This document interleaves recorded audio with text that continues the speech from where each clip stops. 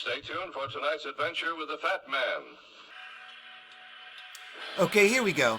Good morning, good afternoon, good evening, whatever time of day it is. I hope it's good to be where you are because I'm really excited to be here today. My name is Baltimore Fats, and this episode is so cherry. Yeah. Okay. And so the Georgia Guidestones have decided to turn into a trilogy on me, and I'm going to pick it up here.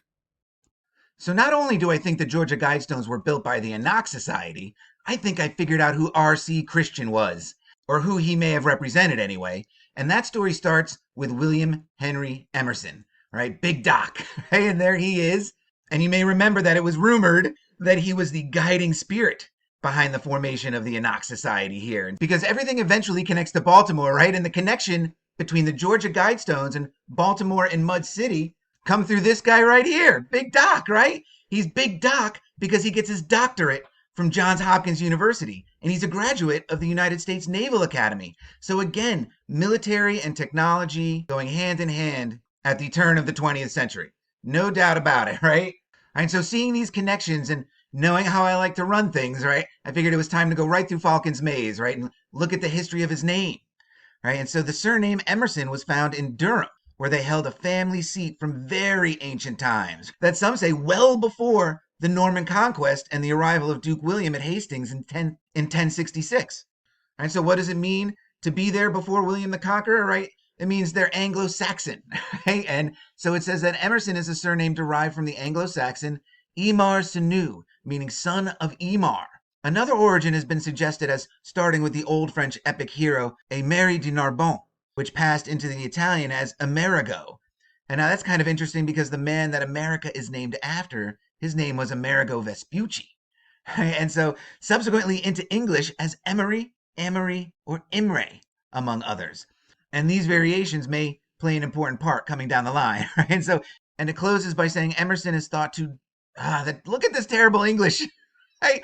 Emerson is thought to be derived as a patronymic from Emory, which is very interesting when I find this definition. Right? And that's that Emer means swift, right? And it's of Gaelic origin and a variant of the more traditional Emer. And it means swift and is derived from the element aim. I'm going to say that as, sorry guys. In Irish mythology, Emer was said to be the perfect woman. And now this is really interesting to me, of course, because Benjamin Gould feminizes science. Alexander Backy was shepherding her best interests, right? So science was a she to these early scientific societies. And so now I'm not sure if there's any connection there, but the feminization, the spelling E-M-E-R instead of E-M-A-R, which is what they make the masculine to be here, makes me think that his family line, or this Emerson family line, is a maternal family line. Who knows? It's just speculation, right? My fat sense is telling me that there's something there, so. And so in Scottish Gaelic mythology, Emer is the daughter of Forgal Monarch and wife of the hero Cú Chulainn in the Ulster cycle of Irish mythology. And now, of course, it comes back to Ulster, right? And the Poe story. And, when I was looking into that ancient history of Ireland, which again, maybe that's what I'll get back to given my circumstances, this really all connects through, and it's going to connect even further down the line. The story just keeps getting better, the way everything comes through the Mud City Paradigm puzzle tree. Just insane. And so Wiki goes on to tell the story here, and it's a little too long for me to read for this episode, but go check that out. It's a fantastic story, right? But at the top of this Wiki page for this Scottish Gaelic myth, it says this. This article is about the wife of the Irish hero Cú Chulainn. And so it says, for Emer, the early Jaredite king from where? From the Book of Mormon. Are you kidding me? So now the Mormons tie in too? Right? Could Big Doc be a Mormon? And so I couldn't find anything on the surface that could either confirm nor deny that Big Doc here was a Latter-day Saint. But I had to find out what these Jaredite kings were all about in the Book of Mormon, right? And so it says here that Emer was one of the early kings of the Jaredites. Emer was one of the best kings of his race. He exalted judgment in his righteousness all his days. In his reign, the people greatly increased in numbers and in wealth, becoming the owners of large herds of useful animals, as opposed to the unuseful ones. I wonder what they were for. And they became rich in agricultural and mineral products, in gems and fine manufactured goods. The curse also, which had come upon the land during the days of Achish. And so Achish sounds awfully close to Anak. Yeah, the same root is in there, right? And so in those days, there was inequity of the people. And this an Akashian curse came on, right? But the curse began to be removed as they were now living more righteously.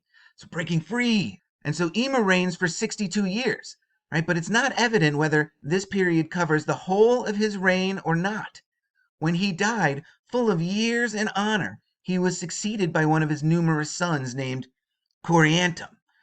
It is recorded of Emer that he saw the Sun of Righteousness and did rejoice and glorify in his day. But what's really fascinating is that this Wickified dictionary of the Book of Mormon by George Reynolds, what it doesn't say, right? Because the Book of Mormon timeline says this about the Jaredites. This group left the Tower of Babel and arrived in the Americas about 2200 BC. Right? And they flourished until about 600 BC when wars destroyed everyone but Coriantum.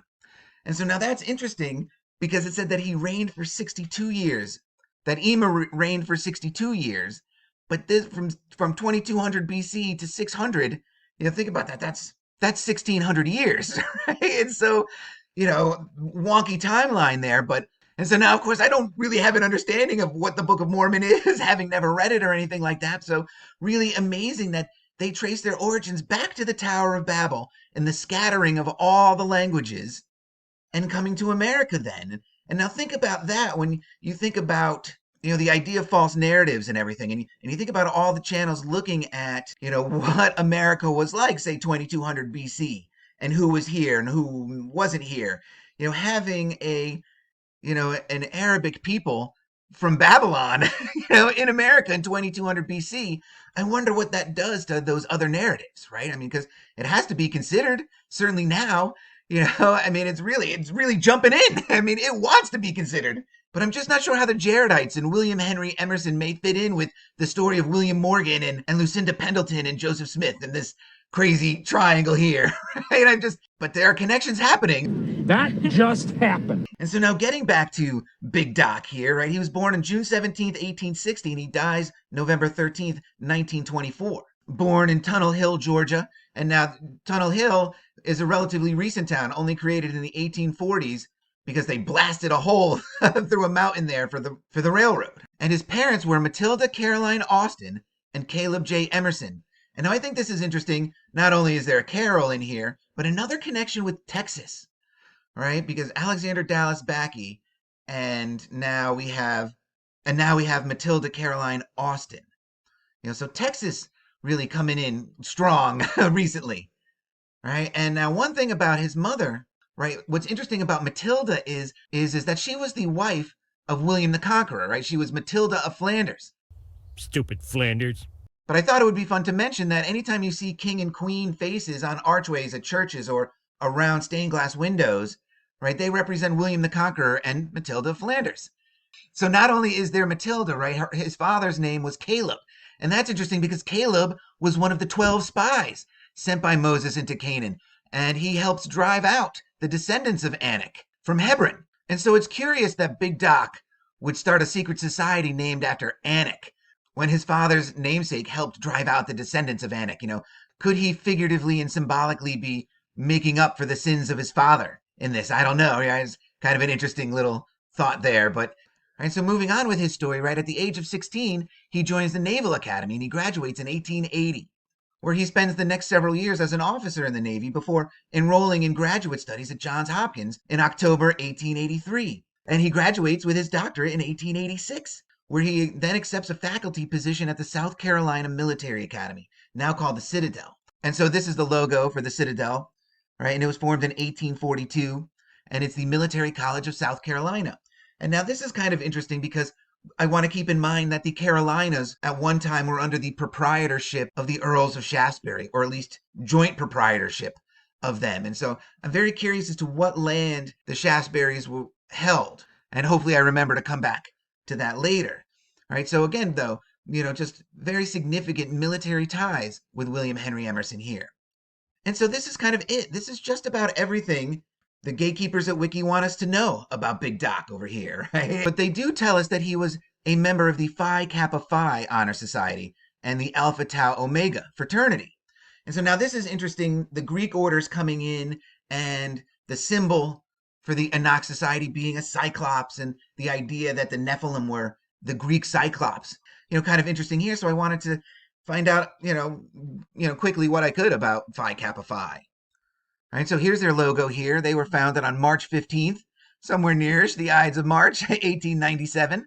Founded out of the University of Maine. And that also may have a connection coming up in a little bit. One thing that struck me about this logo here was it was really familiar looking to me. And in the wiki article, they have a 3-dimensional representation of it as a pin here, right? This is the Phi Kappa Phi pin. And when I saw this, I was like, God, that looks like the thing. Is that the thing that the Pope has? And so when I looked, the Pope has a cross, right? But of course, it also has the pineal gland on it, right? Which is really amazing, right? And so I asked Mary, I was like, Mary, you've seen this. What is this from? And so she pointed out to me that she actually took a picture of something that was very similar to this at the Jesuit Church of St. Wenceslaus that we went to in the Hopkins-Loss episode, right? We just kind of barged our way in there, right? And so this is the Jesuit symbol of the sun. And so while, of course, not an exact replica, there are similarities, right? And so again, a possible connection here between this Greek fraternal honorary society of Phi Kappa Phi and the Jesuits. Who knows? I don't know. But, I have to look at these things. That's the way my mind works here, right? The wiki page doesn't really offer all that much exciting about it, but I did want to break down what the Greek letters were, right? And so this is Phi. All right, so Phi here is the 21st letter of the Greek alphabet, right? And I love the symbol. It reminds me of a Rorschach. This is just folded open. And it also has an all-seeing eye vibe to it. Yeah. But even more amazing than all of that, right, are the things that this symbol represents in terms of science, right? The lowercase letter for Phi is often used to represent the following. And now I just copied the first 3 here. But if you want your jaw to hit the ground, go take a look at the number of ways that this symbol is used in the scientific community. It is unreal. It represents the magnetic flux in physics. It makes me think about all the magnetism work of Alexander Bakke, right? The letter Phi is commonly used in physics to represent wave functions in quantum mechanics, right? The golden ratio is represented by this figure here. Why do they feel the need to use this symbol so much and for so many things? It's very curious to me. I wish I understood that better. All right, so I looked into Kappa as well, and so Kappa is the 10th letter of the Greek alphabet, but I like here that they actually give its value of 20. They didn't do that for Phi, so I'm not going to go back and look, but that's kind of interesting to me. But really, the most amazing thing that I found for Kappa was the monster of Japanese folklore. And there he is. Look at this guy. He loves cucumbers and sumo wrestling and girls with good personalities. He is unbelievable with these webbed feet. You should really check into these guys, right? It's an explosive story. And who knows, maybe these are some of the creatures that inspired the Japanese kaiju movies like Godzilla and Gamera. I don't know. But it's back to William Emerson and the last thing that the gatekeepers at Wiki want us to know about him, right? And that's that there was a fellowship established in his name. The William Henry Emerson Fellowship in Chemistry is awarded at Emory University. And so now Emory, real quick, Emory University is a private research university in Atlanta, Georgia. It's the second oldest private institution of higher education in Georgia after the Mercer University, which was founded in 1833. And there's that year, again, just shining through this story like crazy, right? But the interesting thing about it is that Emory is, of course, when looking at the history of the name Emerson, Emory could be one of those variations. They didn't list it in that article, but, it's just a vowel swap there. And so I doubt there's much coincidence that William Henry Emerson's grandchild goes there and is very successful and sets up the William Henry Emerson Chair of Chemistry in his honor. All right, so he has that. So now let's talk about his son and grandson here, right? Because that's the last line of information that the Wiki gatekeepers give us on him. And so we'll start with Cherry Logan Emerson Sr. And so unfortunately, there isn't a picture of him, but he is in here somewhere, right? He was born in 1888. Love that triple H's there, right? And died in 1959. An American engineer and academic administrator. Right? He graduated from Georgia Tech with 2 bachelor's degrees, one in mechanical engineering and one in electrical engineering. He was also a charter member of Georgia Tech's Anak Society and editor-in-chief of the Blueprint. And now I called that a magazine before, but I was wrong. That's actually the yearbook for Georgia Tech. And a brother of the Alpha Tau Omega fraternity, as was his father And what this was just the engineering branch of Phi Kappa Phi. And so one thing about him that I found interesting right off the bat, of course, is his first name, Cherry, right? That's such a feminine name. I could not find another man named Cherry other than his son, Cherry Jr. And that just struck me as so odd. But you know what? As I was thinking about it, I remembered that while I was reading about Georgia Tech, that when it first started, right, in the historic district of the Georgia Institute of Technology, it says that it is bordered by North Avenue on the south. And so think about that. Their southern border is North Avenue. I mean, that's kind of strange in and of itself, right? And then it's bordered by Bobby Dodd Stadium on the east, Bobby Dodd Way on the north, and Bobby Dodd better count his lucky stars that I didn't take a look at him, and then Cherry Street on the west. And so now I'm thinking that he got his first name from the street that he was conceived on. I'm thinking that's another mystery solved. I'm just a mystery solving machine at this rate. But let's get back to him, right? Let's get back to Cherry, right? It says that after many years in the electrical power industry, and now think about the time here. We're talking, this would have been, the 19 teens or so for him, just graduating out of Georgia Tech, many years in the electrical power industry. And think about that changeover that, so many researchers are looking at from an older free energy kind of thing to this new enslavement to electrical energy as we know it today, right? And so if you're kind of looking for who some of the people who may have been responsible for that, look no further than Cherry Logan Emerson Sr., right? I mean, it's right here, and it's all out of Georgia Tech. It's really unbelievable. And so in 1945, he returns to Georgia Tech and is appointed vice president in charge of expansion. And under his leadership, the Georgia Tech physical plan doubled in size between 1948 and 1955. And so now this is what I mentioned earlier, like Georgia Tech just kind of exploded into the type of technology school that it is today. And again, as we saw where it was ranked, one of the top 10 or top 5 research and technological institutes in the realm, right? I mean, it's just really that prestigious, for lack of a better word, right? And then again, but Wiki doesn't really offer much, and there isn't really much to find on him out there, and it just goes right to his son, Cherry Logan Jr., who was a successful chemist, businessman, and philanthropist. And a quick mention of dear old dad, Big Doc. All right, and so now looking at Junior here, I do have a picture of him, and so this is Cherry Logan Emerson Jr., born September 30th, 1916, and died on April 29th, 2007. Right, and this is where it talks about how he went to Emory University instead of Georgia Tech. And just thinking of however apophonetic the possible connection Emory University may have to the Emerson family name, I don't think it's a coincidence that he goes there and he gets a bachelor's and master's degree in chemistry and then a chemical engineering degree at MIT. Right? So it says that he was a generous supporter of the arts and sciences at Emory and that he was involved in many academic and philanthropic endeavors. Right? He invested in Emory University. They talk about his endowment of the chair in the Department of Chemistry named after his grandfather.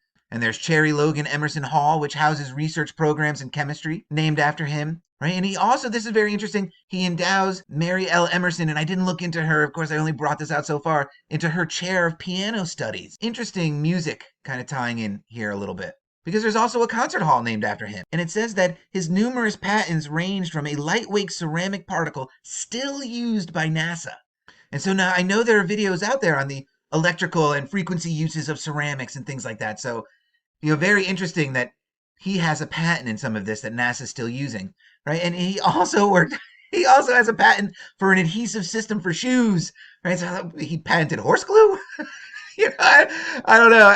Kind of funny to me, but honestly, not a lot to go on with him. And one thing about the story of the Cherries Emerson right, is that there's something that was nagging me about his father's death date, which was 1959. And so remember that curious story that R.C. Christian told the Elberton Granite Finishing Company that he represented a group that had been planning the Guidestone for 20 years, and he wanted to remain anonymous. Now, 20 years from 1979, of course, is 1959, the year of Cherry Elberton Sr.'s death. And so now thinking about this coincidence, it made me think about the fact that the Enoch Society goes dark in 1961, which is roughly 2 years after Cherry Sr.'s death. He actually dies in October. And so that made me wonder, could some secret have come out after Cherry Sr.'s death? Something that would completely change the scope and purpose of the Enoch Society, one that would require them to go dark. And of course, all of this makes me think that R.C. Christian is in fact one Cherry Logan Emerson Jr. Right? He would have been 63 years old in 1979, so like an older man, easily disguised maybe with an overcoat and a hat, so as not to be recognized. And so if he isn't R.C. Christian, and again, there's lots of ideas as to what R.C. Christian could mean, everything from Rosicrucian to Roman Catholic to who knows what. I mean, there's just, too many to get into, I would imagine, right? But I think it was him. And if it wasn't him, the person he sent as R.C. Christian represented him, right? And he was enacting a plan that his father kept with him through death and was passed on after his death in 1959. And 20 years later, he got it done, right? But of course, all of this is just pure speculation, but the pieces fit, connecting the Georgia Guidestones to the Enoch Society to Georgia Tech, right? And so until someone can tell me differently, I believe I've solved the mystery of who built the Georgia Guidestones. But of course, that's only one of the mysteries, because what are the Georgia Guidestones? And we're going to get to all that and more in the electrifying conclusion of the Guidestone trilogies. All right, so until the next one, cheers, guys.